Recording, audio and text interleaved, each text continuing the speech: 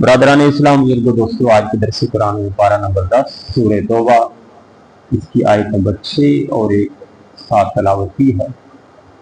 دعا ہے کہ اللہ کی قرآن مجید فرقان حمید اس کو پڑھانے اور اس پر عمل پیرا ہونے کی توفیق عطا فرمائے۔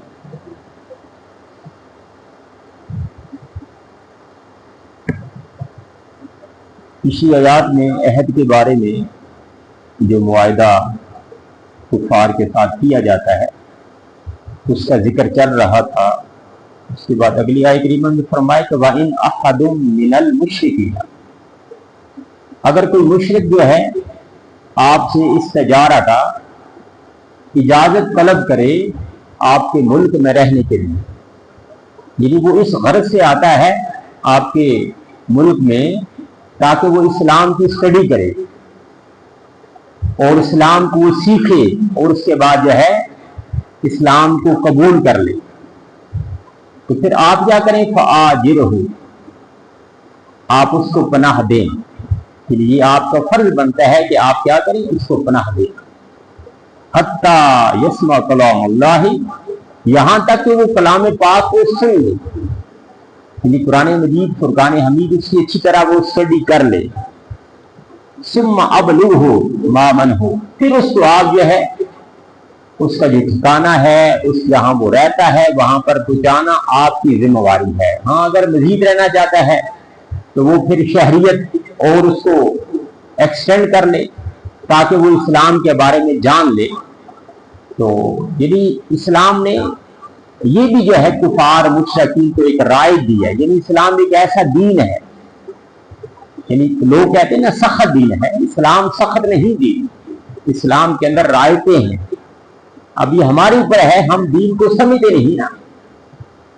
ذالک بانہم قوم لا یعلمون، کیونکہ یہ اس لیے ہے اس قوم کے لیے لا یعلمون جو کہ قرآن سے ناواقف ہے، قرآن کو جانتی نہیں ہے۔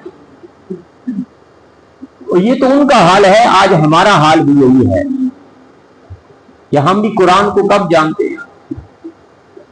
قرآن مجید فرقان حمید دیکھو 114 سورتیں ہیں، ہم ہر نماز میں سورہ فاتحہ پڑھتے ہیں، ہمیں سورہ فاتحہ کا مطلب نہیں پتا فاتحہ ہے کیا، یعنی ہماری اسٹڈی آج جو ہے قرآن کے بارے میں، باقی ہمیں سارا لٹریچر، سٹوریز، طرح طرح کی فلمیں، وہ ہمیں سب یاد ہے۔ حتیٰ کہ آپ جو بچے سے پوچھیں اس کو انڈین ایکٹرز ان کے نام یاد ہوں گے، اداکاروں کے نام یاد ہوں گے، لیکن ہمیں قرآن مجید فرقان حمید، ہم تو جہاں پر قرآن کا درس ہوتا ہے اس میں وہاں پر ہم بیٹھنا مناسب نہیں سمجھتے، ہم کہتے ہیں چلو دوڑ لگاؤ۔ اب دیکھیں جمعہ ہے، اب کل جمعہ تھا، جمعے پر آپ نے دیکھا ہوگا کہ لوگ کب آتے ہیں، یعنی 1 بجے بیان شروع ہوتا ہے تو 1:45 بیان ختم ہوگا، لوگ آئیں گے جا کر 35-40 منٹ پر، یعنی صرف 5 منٹ، اور وہ بھی اس لیے آتے ہیں کہ تاکہ ایسا نہ ہو کہ جمعہ جلدی کھڑا نہ ہو جائے، یعنی ہم صرف فرض پڑھنے کے لیے، اور وہ بھی کتنے لوگ ہیں جو فرض پڑھنے کے بعد یعنی سنتے نہیں پڑھتے، سنن کو چھوڑ دیں گے، نوافل کو فرض پڑھے یہ جا رہے ہیں، یعنی ہم نے اسلام کو مذاق بنا دیا ہے، اسلام کی طرف آنا پسند ہی نہیں کرتے۔ اللہ پاک کی ذات یہ جو فرمائے بِأَنَّهُمْ ذَلِكَ بِأَنَّهُمْ قَوْمٌ لَا يَعْلَمُونَ، جو کہ قرآن کو نہیں جانتے، آج ہم بھی نہیں جانتے۔ كَيْفَ يَكُونُ لِلْمُشْرِكِينَ، اور یہ کیسے ہو سکتا ہے کہ مشرکین عہد کوئی معاہدہ کرے عند اللہ وعند رسولہ، اللہ کے ہاں اور اللہ کے رسول کے ہاں، إِلَّا الَّذِينَ عَاهَدتُّمْ عِندَ الْمَسْجِدِ الْحَرَامِ، مگر وہ جو معاہدہ ہے وہ مسجد حرام کے پاس، یعنی اگر مشرکین آپ کے ساتھ کوئی معاہدہ کرتے ہیں تو پھر قرآن پاک فرما رہا ہے کہ فَمَسْتَقَامُوا لَكُمْ فَاسْتَقِيمُوا لَهُمْ، اگر وہ اس پر استقامت پذیر ہوں تو آپ بھی کیا کریں؟ استقامت پذیر، اگر وہ استقامت اختیار کریں یعنی معاہدے کو نہ توڑیں تو آپ کا بھی کام ہے کہ عہد شکنی نہ کریں۔ ویسے بھی مسلمان کا تو شیوا ہی نہیں ہے نا، ہمارا ہم عہد کو توڑنے والے ہیں، مسلمان تو جہاں عہد کرتا ہے، لیکن یہ بھی ان مسلمانوں کی بات تھی جو سچے مسلمان تھے، आज तो हम हर रोज मालूम नहीं कितने अहद करते हैं। हमने एक रब के साथ भी अहद किया, बैना व बैना, है जी, नमाज का अहद, उसको हमने कब निभाया? तो और हम अहद जो है वो कहां निभाएंगे? इन्नल्लाह युहिब्बुल मुत्तकीन, तो बेशक अल्लाह पाक मुत्तकीन जो परहेजगार हैं उनको पसंद करने वाला है। पिछली आयत करीमा भी था यानी मुआहिदा के बारे में, वहां पर भी यही था कि जो मुत्तकीन हैं उनको पसंद करता है। यानी उसमें भी मैंने तशरीह अर्ज की थी कि यानी सिर्फ तकवा नमाज रोजा का नाम नहीं है, बल्कि इस्लाह मुआशरा या मामलात, आपकी जिंदगी के जो मामलात हैं, मुआशरती मामलात, उनको पूरा करना, ये भी क्या है? ये भी तकवा की एक अलामत है। यानी ये नहीं कि आप जो है नमाज तो पढ़ रहे हैं लेकिन आपके पड़ोसियों के साथ वो बुरा सलूक हो कि इंसान, पड़ोसी आपके जो है वो इस्तगफार करते हो कि यार कैसा हमारा पड़ोसी। आज हमारी हालत यही है, हमारा जो है गली मोहल्ले वालों के साथ, लोगों के साथ हम तस्बीह तो पढ़ते हैं, अज़कार तो करते हैं, लेकिन हमारा जो लोगों के साथ हमारा सलूक जो हुआ करता है। हजरत बायजीद बुस्तामी रहमतुल्लाह अलैह आपके पड़ोस में एक यहूदी रहा करता था। तो उस यहूदी का काम क्या था कि हर रोज कूड़ा करकट जमा करता, गंद जमा करता अपने सेन में से, रात को आपके सेन में फेंक देता। लेकिन आपकी जिंदगी बीत गई, आपने कभी उसको उफ तक ना बोला कि तू ये मामला क्यों कर रहा है। आखिरकार आपका आखिरी वक्त आ गया, बिस्तर मर्ग पर है, आपने अपने बेटे को फरमाया कि उस यहूदी पड़ोसी को बुलाओ। अब यहूदी कामता कामता आया, अब जो है अल्लाह के वली मालूम नहीं मुझे क्या कहें, कौन सी सजा दे। तो जब यहूदी आया तो आपने उसको बैठाया, फरमाया कि मेरी चंद लम्हात जिंदगी है, मेरे मरने के बाद ये जो तो अमल है ना तू कर रहा है, पूरी जिंदगी मेरे साथ तूने किया, मेरे मरने के बाद ये अमल ना करना।